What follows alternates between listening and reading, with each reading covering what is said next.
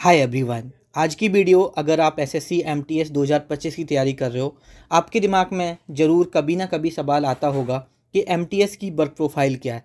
उसी के बारे में हम बात करेंगे, क्योंकि एमटीएस वर्क प्रोफाइल को लेकर बहुत ज़्यादा मिथ हैं। अगर आप इंटरनेट पे सर्च करते हो, आप ऐसे लोगों से पूछते हो जो गवर्नमेंट एग्ज़ाम की तैयारी कर रहे हैं, तो वो आपको कुछ अलग ही बताते हैं। अगर वो एमटीएस की तैयारी कर रहे हैं तो हाँ, हो सकता है कि वो आपको एक सही गाइड कर पाएँ या सही प्रोफाइल बता पाएँ। लेकिन अगर वो थोड़े बड़े एग्जाम की तैयारी कर रहे होते हैं तो एमटीएस को इतना बुरी तरह से रिप्रेजेंट कर देते हैं कि आपको डिमोटिवेशन फील होती है और फिर आपका पढ़ाई करने का मन नहीं करता। आज एमटीएस की वर्क प्रोफाइल क्या है उसके बारे में रियलिटी जानेंगे कि एक्चुअल में एमटीएस से क्या काम कराते हैं। अगर आप 2025 एग्ज़ाम पास करके आते हो एज एमटीएस किसी ऑफिस में लगते हो तो आपसे क्या काम कराया जाएगा उसके बारे में हम सच्चाई जानेंगे। तो चलिए without any further delay video शुरू कर लेते हैं। और साथ में अगर आप यहाँ पर एसएससी की तैयारी कर रहे हो तो आप सभी को पता है प्रैक्टिस करना सेक्शनल टेस्ट के थ्रू, मॉक टेस्ट के थ्रू, प्रीवियस ईयर पेपर्स के थ्रू कितना ज़्यादा ज़रूरी है। और उसके लिए सबसे बेस्ट प्लेटफॉर्म है यहाँ पर टेक्स्ट बुक, जहाँ पर अगर आप एक बार पे आप पास ले लेते हो तो डिफरेंट एग्जाम्स के sectional test, previous year questions, mock test access कर सकते हो। और अभी यहाँ पर टेक्स्ट बुक पर सेल चल रही है जिसका ईयरली पास प्रो 1799, यूजुअली इसका जो लोएस्ट रहता है होल मंथ 699 रहता है, उसकी अभी लोएस्ट प्राइस कर दी गई है। और ये इस साल की लोएस्ट प्राइस है 307। इतना लोएस्ट कभी नहीं जाता। मैक्सिमम जो लोएस्ट जाता था वो टेक्स्ट बुक का 35 बन जाता था। ये मैक्सिमम लोएस्ट है। अगर आपके पास नहीं है, ये बिल्कुल राइट टाइम है। सेल आज से लेके मतलब 28 से लेके 31 मई तक चलेगी। आप इसके बीच में कभी भी यहाँ पर परचेज कर सकते हो। और पास प्रो मैक्स की प्राइस यहाँ पर 395 है, ये भी लोएस्ट प्राइस है। इस साल पूरे इतने मंथ्स में इतनी प्राइस नहीं गई है। और अगर आप DK12 लगाओगे तो एडिशनल आपको 12% का यहाँ पर डिस्काउंट देखने को मिलेगा। आप डायरेक्ट भी परचेज कर सकते हो कोड यूज करके, मैं नीचे लिंक दे दूंगा, उस लिंक के थ्रू भी आप जा सकते हो। तो चलिए अब हम अपनी वीडियो शुरू कर लेते हैं जिसमें हम बात करेंगे वर्क प्रोफाइल के बारे में। तो देखो, अगर हम बात करते हैं एसएससी एमटीएस 2025 की वर्क प्रोफाइल के बारे में, उससे पहले हम बात करते हैं कि अगर आप एसएससी एमटीएस 2025 क्वालिफाई कर दोगे तो आपको कौन कौन सा डिपार्टमेंट है जिसमें आपका सिलेक्शन हो सकता है। देखो, बहुत डिपार्टमेंट हैं, लेकिन सबसे ज़्यादा जो वैकेंसी आती हैं आर्कियोलॉजिकल सर्वे ऑफ इंडिया हो गया, इनकम टैक्स हो गया, ऐसे कुछ 2-4 डिपार्टमेंट हैं जहाँ पर सबसे ज़्यादा एमटीएस की वैकेंसी आती हैं। और मोस्ट प्रोबेबली आपको जो सिलेक्शन मिलेगा या एमटीएस काम करने को मिलेगा वो इन्हीं डिपार्टमेंट में से किसी एक डिपार्टमेंट में काम करने को मिलेगा। अब यहाँ पर जब अब आपके पास उतना टाइम नहीं है, लगभग 4 महीने हैं, अब तो 4 महीने से भी कम बचे हुए हैं आपके पास। उस वक्त आप जब वर्क प्रोफाइल के बारे में गूगल करते हो या लोगों से सुनते हो, अपने यार दोस्तों से सुनते हो जो एमटीएस की तैयारी नहीं कर रहे होते हैं, वो आपको अलग अलग कहानियाँ सुनाते हैं, अलग अलग चीज़ें बताते हैं। कोई बोलेगा चाय बनवाते हैं एमटीएस से, कोई बोलेगा एमटीएस से झाड़ू लगवाते हैं, कोई बोलेगा एमटीएस से सफाई करवाते हैं। तो भाई ऐसा मैं बताऊं, कम से कम 10+ डिपार्टमेंट एमटीएस को रिक्रूट करते हैं। और एक भी डिपार्टमेंट का कोई इंसान यहाँ आकर अगर मुझसे ये कह दे कि भैया मैं चाय बनाता हूँ, मैं खुद ऑफिस में चाय बनाता हूँ, मैं एमटीएस हूँ, तो मैं गारंटी दे रहा हूँ, ठीक है, यहाँ पर मैं ये वीडियो बनाना बंद कर दूंगा। कोई आपसे ये बोल दे आके कि मैं झाड़ू पोंछा लगाता हूँ, मैं एमटीएस हूँ, तो भाई ऐसा है ही नहीं। किसी भी एमटीएस से ना तो चाय बनवाई जाती है ऑफिस में, ना ही झाड़ू पोंछा कराया जाता है। तो ये पहले ये जो मिथ है ना, इस मिथ को क्लियर कर लो कि चाय आपसे ऑफिस में कोई नहीं बनवा रहा है, आपसे झाड़ू पोंछा ऑफिस में कोई नहीं लगवाएगा। अगर आपसे कोई बोल रहा है तो झूठ बोल रहा है। मैं कम से कम इतने एमटीएस के कनेक्टेड में हूँ, मैं अब इतने लोगों से जानता हूँ, लगभग लास्ट ईयर 70+ लोग हैं जो हमारे चैनल से सिलेक्ट हुए हैं, उनको मैं जानता हूँ, उनसे पर्सनली बात की है। और अभी मैं इंटरव्यू भी लेके आने वाला हूँ, उन लोगों के इंटरव्यू करने वाला हूँ, जिसमें उनके मुंह से आपको सुनवाऊंगा कि उनकी अभी जो ज्वाइनिंग हुई है, अभी हाल ही में लोगों की ज्वाइनिंग हो रही है, अभी कुछ डिपार्टमेंट में ज्वाइनिंग होना बाकी है, मैं उनके मुँह से सुनवाऊंगा कि आखिरकार एमटीएस की वर्क प्रोफाइल क्या है, वो क्या काम कर रहे हैं। मेरी बातों पर यकीन नहीं होगा तो आपको उनकी बातों पर ज़रूर यकीन होगा।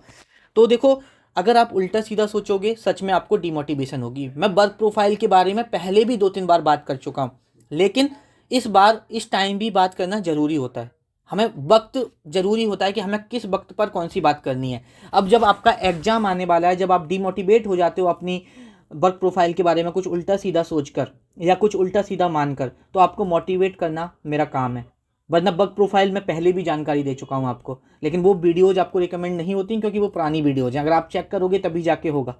लेकिन ये वीडियो अगर आपको रिकमेंड हुई है, अगर आप इस वीडियो में देख रहे हो, अगर आप वर्क प्रोफाइल को लेकर टेंशन में हो, भाई वर्क प्रोफाइल को साइड में रख दो, अपनी पढ़ाई पर फोकस करो।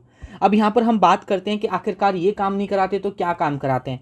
देखो, इनिशियल में आपसे जो काम कराया जाता है, जैसे अगर आप एमटीएस जाते हो, आप देखो कुछ 10-15 दिन तो आपसे कोई भी लगभग काम सा नहीं होता है, बट धीरे धीरे जब काम होता है तो रजिस्टर में एंट्री हो गया, जैसे आपका रजिस्टर्स होते हैं उसमें आपको एंट्री करने को बोल दिया जाएगा। जैसे कोई लेटर बाहर से आया, कोई देने आया ऑफिस में, तो वो लेटर आप सबमिट करोगे और उसका रजिस्टर में एंट्री कर दोगे। सपोज ऑफिस से कोई लेटर बाहर जाना है, ठीक है, तो वो लेटर का आपने रजिस्टर में एंट्री कर दिया, जिसको बहुत सारी जगह टपाल बोला जाता है, तो टपाल का काम करोगे आप, रजिस्टर में एंट्री, इनवर्ड आउटवर्ड बोलते हैं उसे, वो हो सकता है आपसे काम।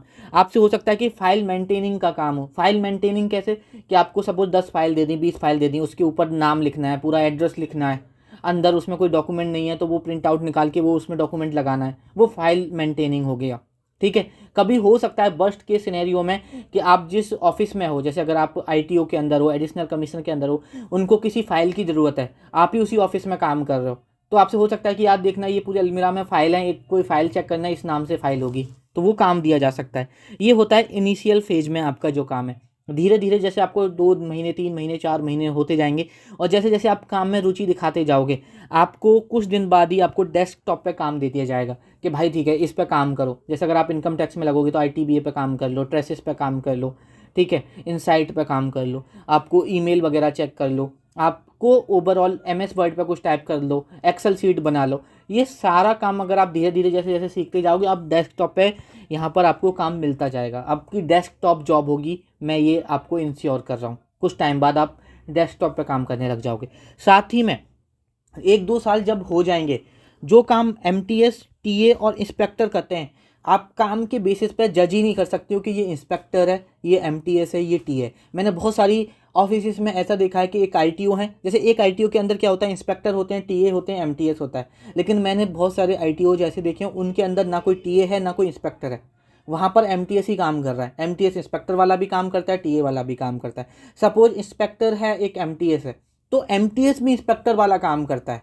ठीक है, तो अगर आप 2-3 साल, जो बच्चा तैयार जो जॉब कर रहा है ना, सपोज कोई इनकम टैक्स में ऐसा एमटीएस काम कर रहा है, 2-3 साल हो गए, उससे पूछना कि भैया एमटीएस, टीए और इंस्पेक्टर की वर्क प्रोफाइल में एक्चुअल में कितना डिफरेंस है। देखो, ऑन पेपर तो बहुत डिफरेंस है, ऑन पेपर मत जाओ, बट एक्चुअल में जो ऑफिस में काम कर रहा है एक एमटीएस और एक टीए और एक इंस्पेक्टर, वो क्या कर रहा है। जो 3 साल 2 साल एक एमटीएस काम कर रहा है ना इनकम टैक्स ऑफिस में, बात करके देखना उससे कि भैया वर्क प्रोफाइल में डिफरेंस बता दो। भाई जो काम एमटीएस करता है, इंस्पेक्टर वाला काम एमटीएस भी कर रहा होता है, टीए वाला काम एमटीएस भी कर रहा होता है। टीए, एमटीएस, इंस्पेक्टर में वर्क प्रोफाइल में जब आपको 2-3 साल हो जाती हैं, काम की नॉलेज हो जाती है, तो कोई डिफरेंस नहीं होता। ये चीज़ अपने दिमाग में रख लो, ठीक है।